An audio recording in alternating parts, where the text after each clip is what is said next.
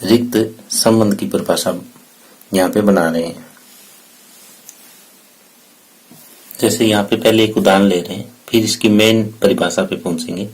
उदाहरण में जैसे हमने ये एक समुच्चय ए लिया, 1 2 3 4, और इस पे हमने एक संबंध स्थापित किया ए बी, यानी यहाँ पे ए भी ए से संबंध रखता है, बी भी ए से ही संबंध रखेगा।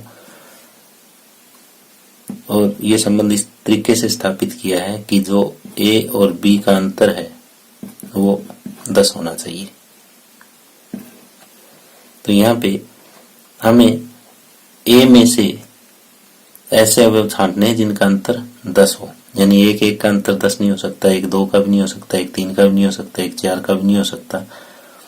इस तरह से ऐसा कोई भी क्रमित युग्म नहीं है जिनका अंतर 10 हो। जैसे सबसे बड़ा और सबसे छोटा भी हम लें और उनका अंतर करें तो वो 3 ही आता है, 10 नहीं आता। तो ऐसा कोई क्रमित युग्म नहीं है जिनका अंतर 10 हो।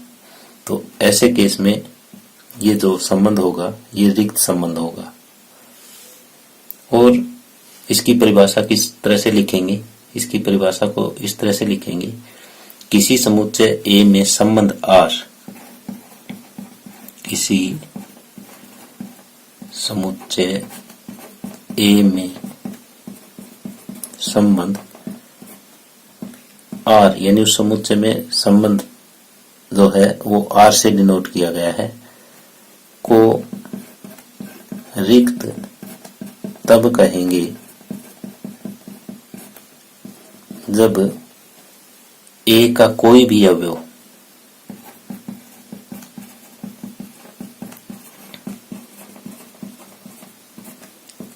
ए के किसी भी अवयव से संबंधित न हो।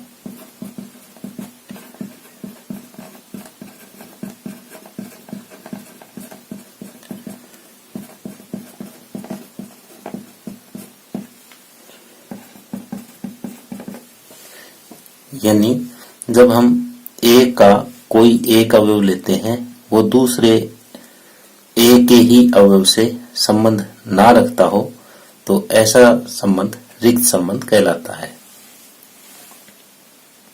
आगे है दूसरी टाइप, सार्वत्रिक संबंध।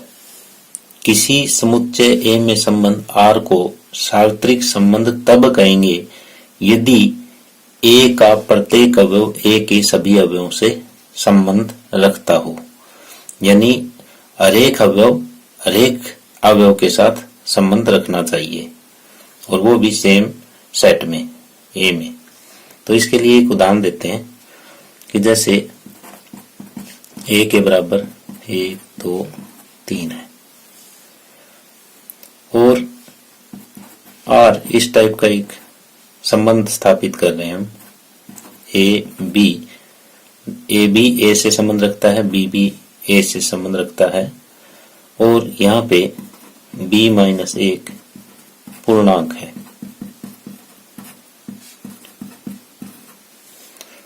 अब b-1 पूर्णांक है, यानी यहाँ पे जो हम क्रमित युग्म ए और बी का मान रखेंगे वो एक पूर्णांक होना चाहिए, वही हमारा संबंध है। तो संबंध में जो क्रमित युग्म आएंगे वो कैसे आएंगे? जैसे पहला अवयव हमने 1 लिया, 1 का इन सभी के साथ संबंध स्थापित करके देखते हैं कि क्या संबंध बनता है। जैसे 1 1, दोनों का अंतर कितना हुआ? 0 0 एक पूर्णांक है तो ये R में आएगा। फिर हम दूसरा लेते हैं कि 1 2, तो यहाँ पे भी इनका अंतर एक पूर्णांक है। फिर 1 3, यानी पहले अवयव का हमने तीनों अवयवों के साथ संबंध दिखाया है जो कि सत्य है। अब दूसरे का पहले के साथ ये भी एक पूर्णांक बनेगा अंतर, दूसरे का दूसरे के साथ इनका अंतर भी एक पूर्णांक है, दूसरे का तीसरे के साथ ये भी अंतर एक पूर्णांक है। अब तीसरे का पहले के साथ ये भी पूर्णांक, तीसरे का दूसरे के साथ ये भी पूर्णांक, और तीसरे का तीसरे के साथ ये भी पूर्णांक।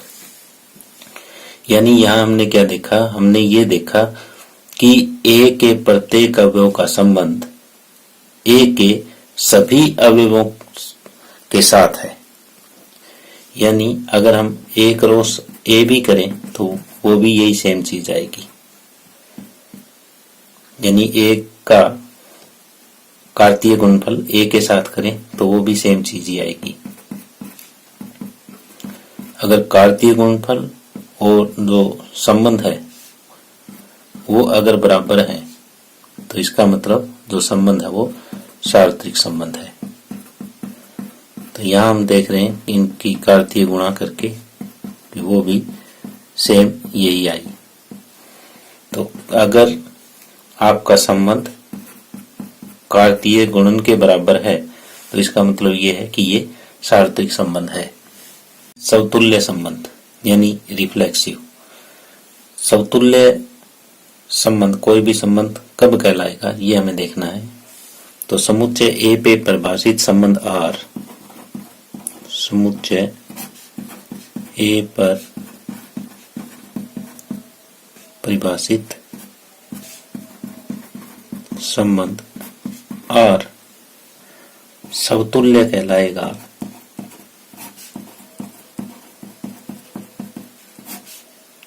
यदि प्रत्येक ए अगर ए से संबंध रखता है तो ए आर से संबंध रखेगा। यानी जितने भी अवयव ए में हैं उन सभी के लिए ए आर से संबंध रखेगा। यानी पहला अवयव और दूसरा अवयव दोनों सेम होने चाहिए।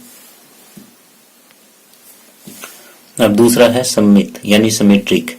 ये भी इसी तरीके से लिखेंगे कि समुच्चय ए पे परिभाषित संबंध R, समुच्चय ए पर परिभाषित संबंध R सममित कहलाएगा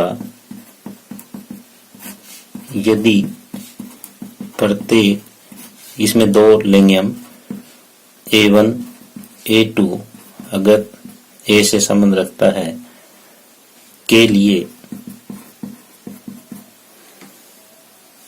अगर A1 A2 R से संबंध रखता है, इससे हमें क्या प्राप्त हो, इससे यह प्राप्त हो कि A2 A1 भी R से संबंध रखेगा।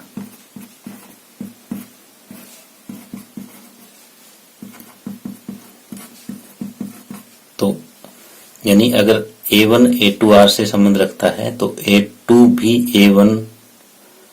A1 भी R से संबंध रखता होना चाहिए, तभी ये सममित है, अदरवाइज सममित नहीं है। अब तीसरा है सकारात्मक यानी ट्रांजिटिव। यही बात सेम यहाँ पे लिखेंगे जो परिभाषा शुरुआत करने की है कि समुच्चय ए पर परिभाषित संबंध R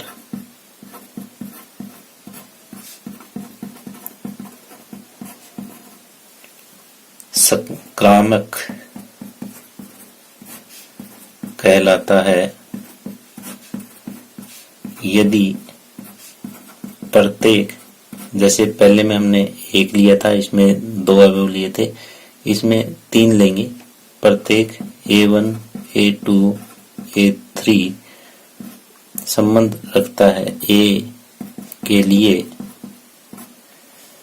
हमें A1 A2 R से संबंध रखता है तथा A2 A3 से संबंध रखता है, तो इन दोनों से हमें क्या प्राप्त हो कि पहला अवयव और ये लास्ट का अवयव है ये भी R से संबंध रखे। A1 A3 संबंध रखता है R प्राप्त हो। यानी इसमें तीन अवयव हम लेंगे, पहला दूसरा R से संबंध रखता है, दूसरा तीसरा भी R से संबंध रखता है, तो पहला और तीसरा भी R से संबंध रखता होना चाहिए, तभी ये सकारात्मक है, अदरवाइज संक्रामक नहीं है। अब हम एक उदाहरण लेते हैं जिसमें आपको ये तीनों परिभाषाएं समतुल्य, सममित और सकारात्मक की क्लियर हो जाएगी। जैसे हमने एक समुच्चय ए लिया और